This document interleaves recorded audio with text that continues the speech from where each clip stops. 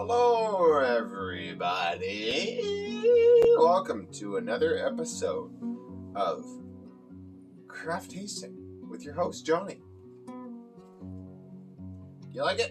You like it? Good. It's appropriate. Because today we have a beer that has a face of a guy with a top hat on it, which is the whole reason why I wore this. Today we have the Bootsy Farmhouse IPA by House of Funk Brewing Co. This is a 6.73% alcohol by volume. I like this one a lot. This is definitely artwork that I will save and cut it off the can and probably pin it to something, because that's cool. I like this, and I especially like that their company logo. That's sick. That is right up my alley. I love that. That is like classic dark art kind of. It's that real classic, simplistic fucking dark art or occult art or something like that. It looks really cool. I like that. It's neat. Anyways, so this has a writing on the back. Brewed with oats and raw wheat, Bootsy was fermented warm on a blend of Saison yeast and fruit forward Brettanomyces. Brettanomyces.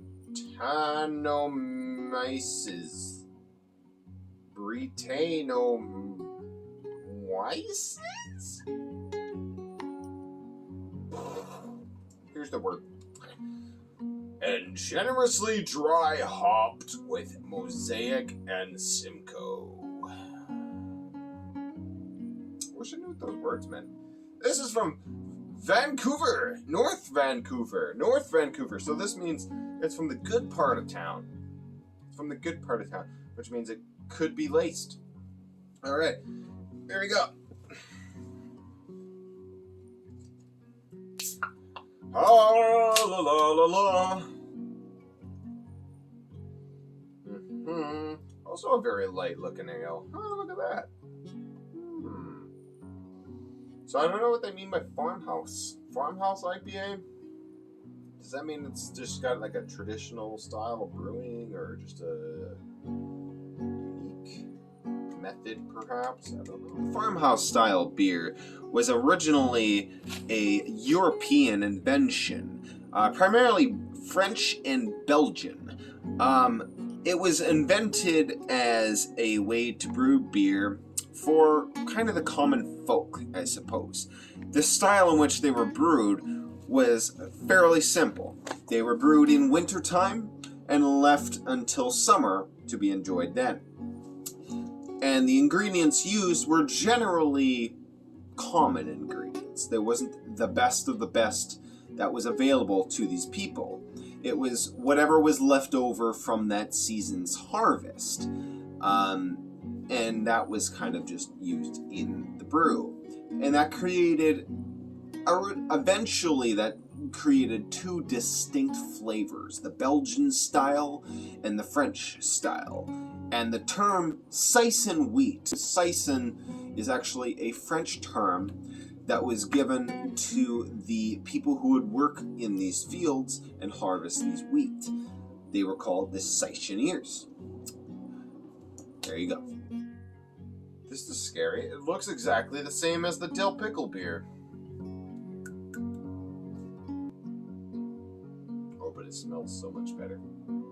Oh, yes. Watch they lace it with, like, fucking pepper or something.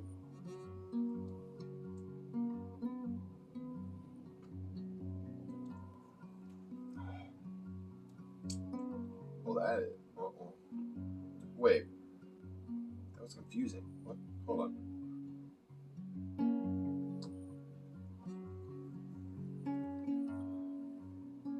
Oh. This one tastes a little strange.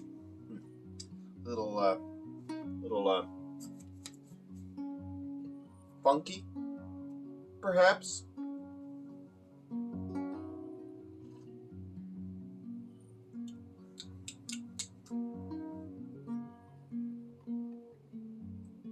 Well, it's definitely not like any IPA I have ever tried before, to be honest with you.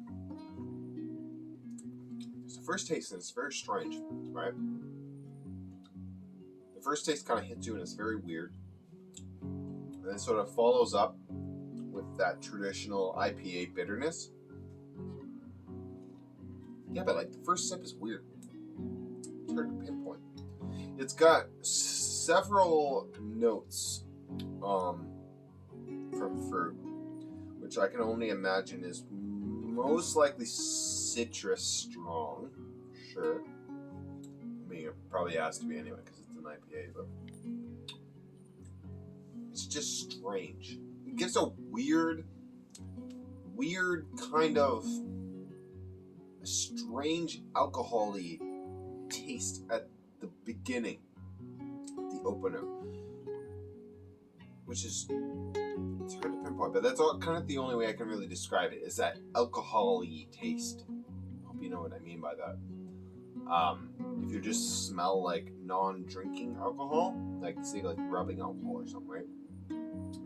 Just take a whiff of that. It tastes slightly like that at the very beginning sip.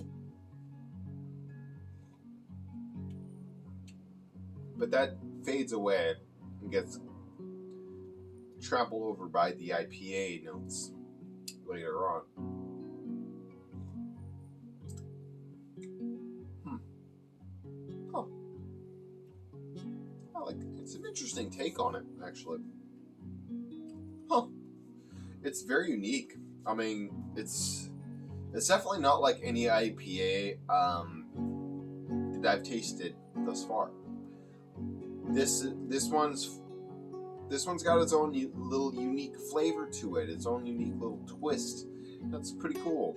I like that. One thing I find about IPAs is that oftentimes they can end up tasting a lot alike, like too alike, if you know what I mean. I find that a lot of brewing companies tend to settle on the traditional taste of the IPA and are a little bit shy to branch out into new territory or to explore new taste opportunities or combinations with the IPA overall aroma and taste. So this is a little bit more of a brave one. Oh, it's got character, man. It's got some character. It's its own unique little thing. It's not bad. I'm not trying to say this is bad by any means. This is still very good. It's just a very unique one, you know? It's just, yeah. You taste it and you're like, that's a little different. Yeah, but it's good. It's still an IPA. It's still drinkable. I mean, if you enjoy the bitter tasting beers, this will be fine. This will be fine. I mean, unless like the only thing I can really imagine that would throw people off is that first note that I was talking about. That first like really alcohol-y kind of like first hit you get. That's a little strange, and I could definitely see how that could be off-putting. Still a little bit uncalled for. You drink it and it's like, where did that come from? That's weird. But I'm being optimistic and saying that it does add a lot to it. And overall, it does add its unique signature, its little characteristic, which kind of sets it apart from other IPAs. So, there's that. This is not bad. You know what? That's not a bad beer. That's pretty good. Not my all-time favorite, but I mean, that is definitely very unique, and I can definitely appreciate the uniqueness of it. I'm glad that the taste somewhat reflected the uniqueness that you also see on the can when you first pick it up. So that's kind of nice. I do like that. They're setting themselves off right from the get-go as being something unique, something different, you know? And they pull it off very well. So, I like it. Goodbye. Yeah. So, yeah. Anyways. You have yourselves a good day. Drink responsibly. Watch me pull something out of this hat, eh? Oh! It's the dill pickle can. Oh.